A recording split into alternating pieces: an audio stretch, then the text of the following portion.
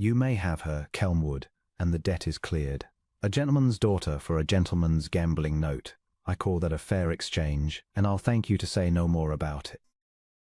Nathaniel Croft, 6th Duke of Kelmwood, stood in the smoky card room and listened to a man trade away the woman he was betrothed to as though she were a horse, and felt the old familiar cold settle over him.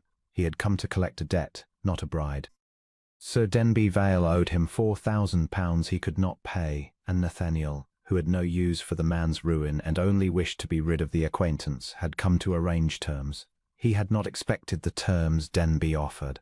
He had not expected the man to lean across the green baize table, ashen with drink and desperation, and say, "Take my betrothed instead. She's well-bred, she's comely enough, and I'd sooner be rid of her than the money. Marry her and we'll call it square." Nathaniel should have refused. Any decent man would have refused, and Nathaniel, whatever the county believed of him, was at bottom a decent man. But he had learned something in his 36 years of being the most feared and shunned duke in the north, and it was this, that the world had already decided what he was. And nothing he did would change it, so he might as well act as his own hard conscience dictated and let the world think what it liked. Because the world called Nathaniel Croft a great many things. Ruined, they said. Scorned. There had been a scandal years ago, a broken engagement, a woman dead, a whisper that the Duke of Kelmwood had driven her to it, that there was something violent in him, something savage behind the grim silence and the scarred face. None of it was true. But the truth had died with the only person who could have told it, and Nathaniel had long since stopped trying to be believed. He wore his ruin like his old dark coat. It kept people at a distance, and distance, he had decided, was the safest thing a man in his position could own. Now a drunk fool was offering to sell him a woman to cancel a debt, and Nathaniel's decent conscience was telling him coldly and clearly that if he refused, Denby Vale would simply sell the girl to the next creditor, and the next man might not be decent at all. "Where is she?" Nathaniel said. She was waiting in the carriage outside, it transpired. Denby had brought her along the way one brings a bill of sale, and Nathaniel went out into the cold and opened the carriage door and looked at her for the first time. Her name was Rosamond Ashby. She was perhaps 24, and she was sitting very straight and very white in the dark of the carriage, and she looked up at the grim, scarred stranger in the doorway, with a face that held no illusions at all. She knew what had happened in that card room. She had known, he understood at once, that it might, had perhaps known for weeks that Denby meant to be rid of her, had schooled herself for exactly this. "You are the Duke of Kelmwood," she said. It was not a question. Her voice shook only a little. "I am." "They say you drove a woman to her death." Her chin came up. "They say there is something savage in you. Is it true?" Nathaniel could have lied. He could have soothed her. Instead, because he was tired, and because she had asked him straight, he gave her the only answer he had. "They say a great many things," he said. "You will believe what you choose. I have long since stopped trying to persuade anyone." He held the door. "Come or stay as you like. I will not compel you. If you come, you will be my wife, and you will be safe, and you will want for nothing, and you may believe me a monster the whole while if it comforts you to. If you stay, that man in there will sell you to the next creditor by Friday, and I cannot answer for what sort of man he will be. That is the whole of your choice, and I am sorry it is so poor a one. It is not of my making." Rosamond looked at him for a long moment in the cold, and then she did a thing he had not expected. She looked past the scar and the grim silence and the black reputation, straight into his face, as though she were reading something there that the county had never troubled to read. "You are honest at least," she said. "The savage men I have known were never honest. They flattered." She gathered her cloak. "I will come, but I will make up my own mind about you, your grace. I will not take the county's word, and I will not take yours. I will watch, and I will decide for myself what you are." "That," said Nathaniel Croft, more moved than he would show, "is more than anyone has offered me in 10 years. He took her to Kelmwood that night, a great grim house on a windswept moor, shuttered and half shut up, run by a skeleton of loyal old servants who had stayed when all the rest fled the scandal. He gave her the finest rooms. He set a maid to her, and a fire, and every comfort the neglected house could provide. And then he withdrew from her entirely, as he withdrew from everyone, and left her to make up her mind in peace.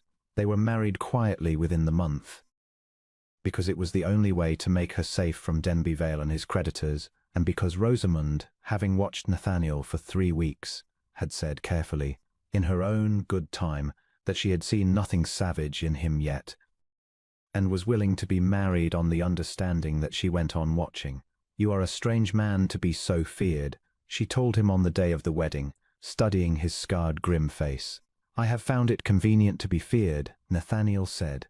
"It keeps the world at arm's length." "And is that what you want?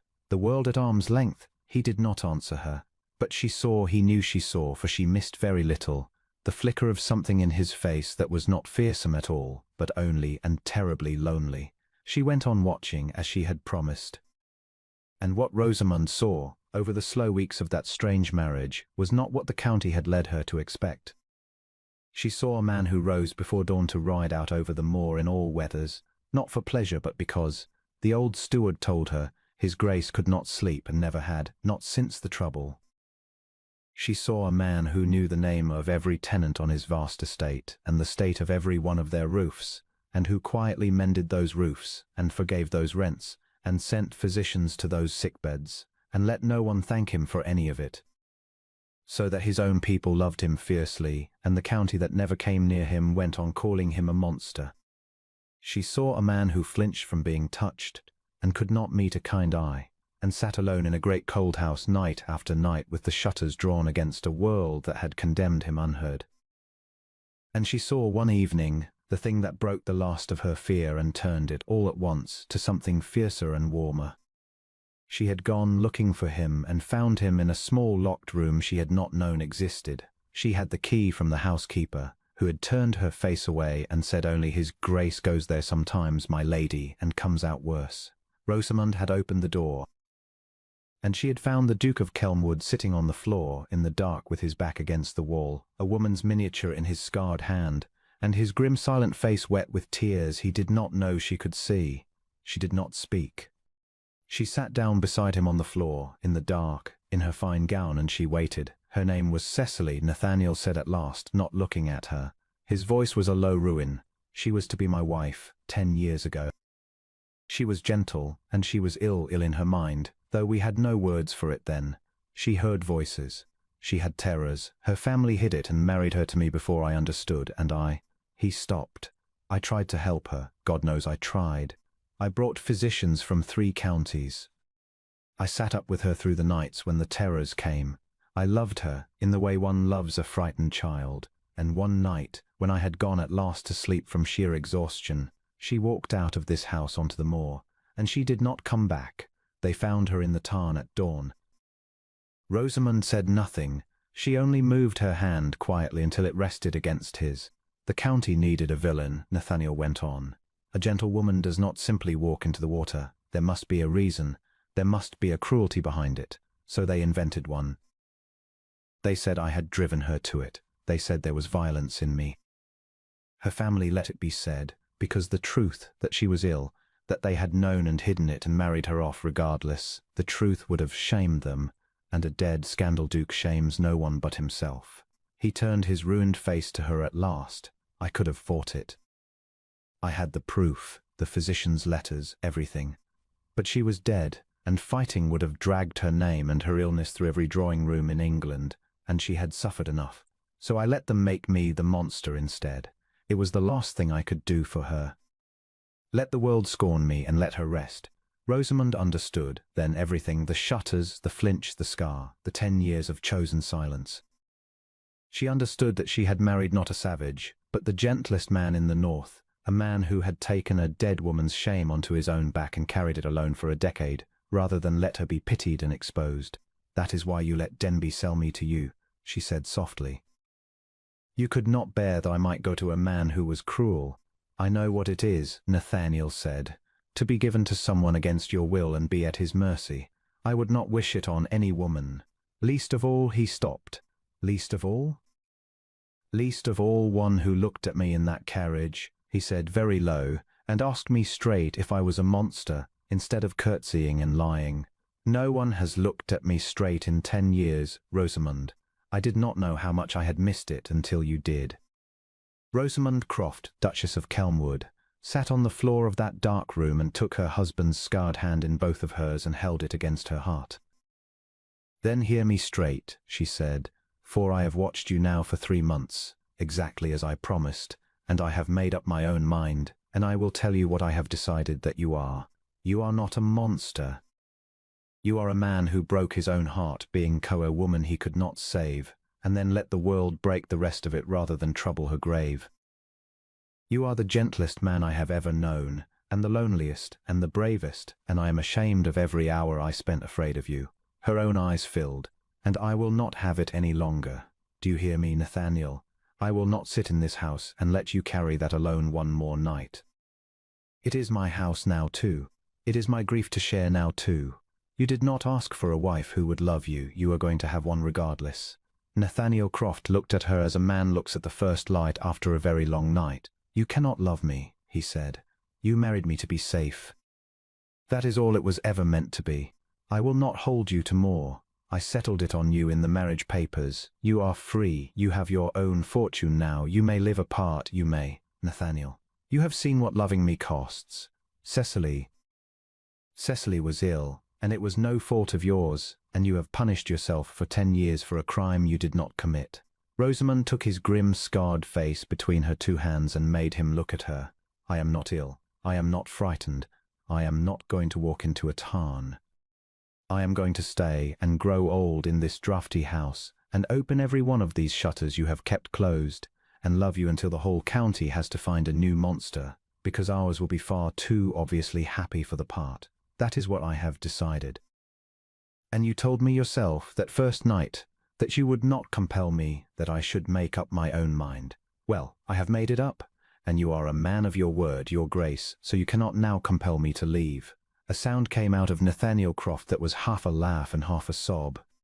The sound of 10 years of ice going out of a man all at once, and he turned his scarred face into her palm, and for the first time in a decade the Duke of Kelmwood let another human being hold him while he wept, and did not flinch from the touch, and was not alone.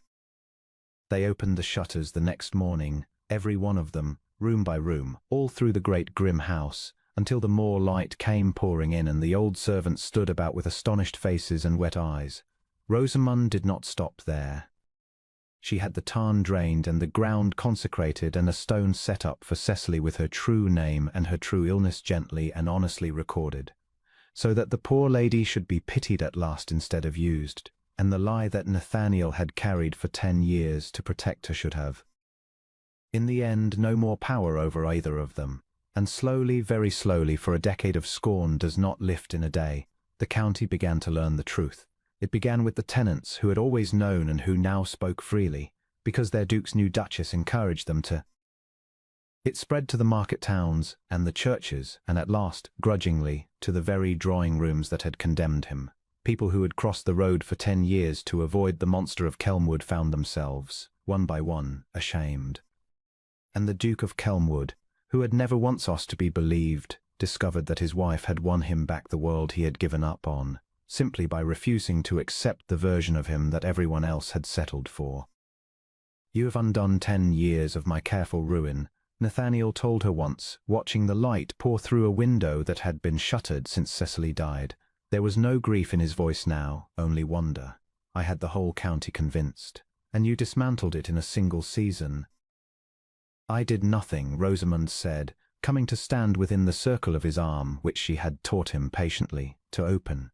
"I only looked at you straight, as I said I would, and told everyone what I saw. It was always there to be seen, Nathaniel. The county was simply too lazy to look, and you were too kind to make them." She leaned her head against his scarred jaw. "I was traded to you for a gambling debt, you know, £4,000, my whole life, settled over a card table like a bad hand. I used to think it the worst thing that ever happened to me. And now?" "Now," said the Duchess of Kelmwood, tightening her arms around the gentlest man in the north, "I think it was the great fortune of my life. And I mean to send Denby Vale a note of thanks every Christmas, until one of us is dead, for he threw away the best thing he ever held, and I caught it, and I do not intend ever to let it go." And Nathaniel Croft, who had been feared and scorned and shunned and given up on, who had carried another's shame for 10 years alone in a shuttered house on a windswept moor, drew his wife closer into the light and found, to his own quiet astonishment, that he was no longer afraid of it at all.